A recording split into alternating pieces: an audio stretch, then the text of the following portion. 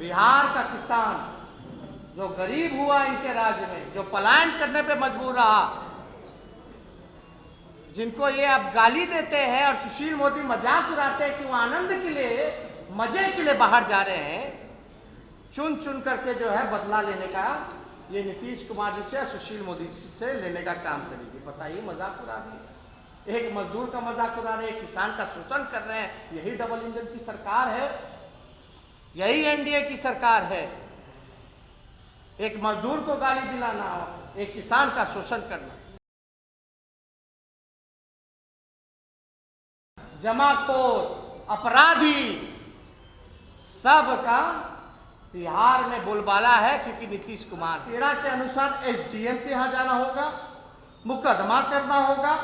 SDM के आदेश की appeal जिला अधिकारी से के यहाँ होगी।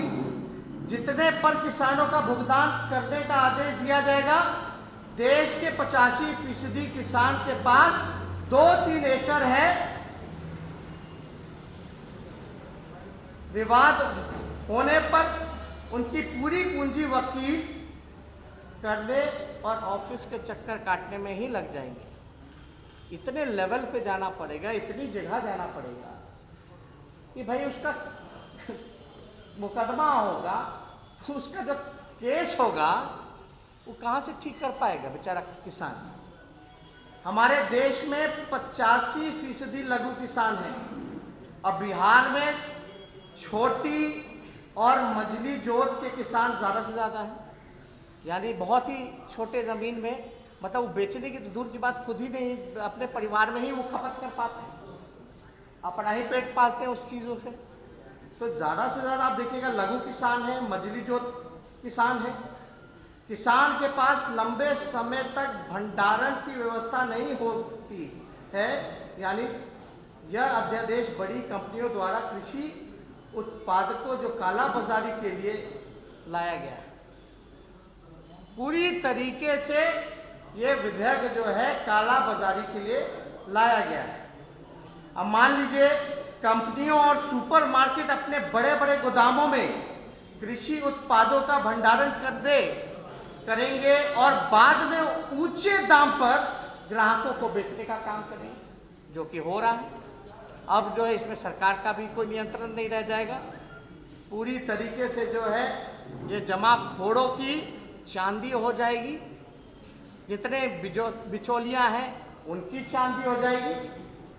जो कंपनी या व्यक्ति ठेके पर कृषि उत्पाद लेगा उसे प्राकृतिक आपदा यानी कृषि में हुआ नुकसान से कोई लेना देना नहीं होगा। यानी प्राकृतिक जो ओला होता है, ओला से बिहार में जो है कितना नुकसान हुआ, बाढ़ हुआ, उससे जो है क्षति हो जाता है, तो इन कंपनी का उसके क्षति से कोई लेना देना नहीं है। उसका क्षति का जो भार है वो किसानों के ऊपर होगा। ये बहुत बड़ा प्रश्न है। तो कोई प्राइवेट कंपनी को कोई लेना देना नहीं है इसके उत्पादन से। वो जो भी है भार, मतलब एक किसान जो अपने मेहनत का, खून पसीने का, जो हम लोगों को आनंद देने का काम करता है, अन्नदाता है, समझिए कि उसको कितनी परेशानी, जो देश का पेट पाल रहा है, जो मोदी जी का पेट पाल रहा है, जो नीतीश जी का पेट पाल रहा है, उस पर इतना बड़ा अपराध किया जा रहा है। इसके लिए हम लोग चुप बैठने वाले नहीं। अब सारी चीज़ें हैं। ये तानाशाही सरकार पूरी तरीके से, चाहे गरीब, मजदूर, किसान, नौजवान, छात्र, बेरोजगार, हर एक तरीके से जो है शोषण करने का काम कर रहा है। और यही वजह है ना, जो इतने पुराने सहयोगी जो इनके अकाली दल थे, उनकी जो मंत्री जो रही हरसिमरत कौर, उनको रिजाइन करना पड़ा। आखिर क्यों उनको रिजाइन करना पड़ा, जो इतने पुराने उनकी जो सहयोगी रहे हैं? मैं यही सरकार से मांग करता हूं कि इस विधेयक को, जो किसान विरोधी है,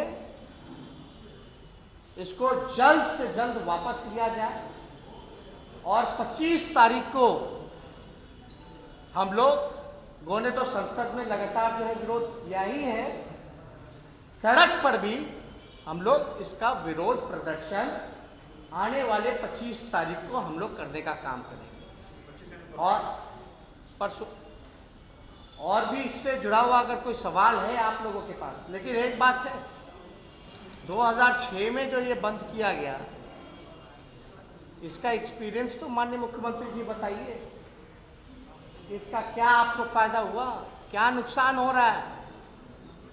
क्यों कृषि विधेयक पर माननीय मुख्यमंत्री जी चुप हैं? बड़ा बड़ा होर्डिंग लगा लेने से, सरकारी पैसे का दुरुपयोग कर करके मुंह चमकाने से नहीं होने वाला। जनता इनकी असलियत को पहचान चुकी है और आने वाले समय में बिहार का किसान जो गरीब हुआ इनके राज्य में, जो पलायन करने पे मजबूर रहा,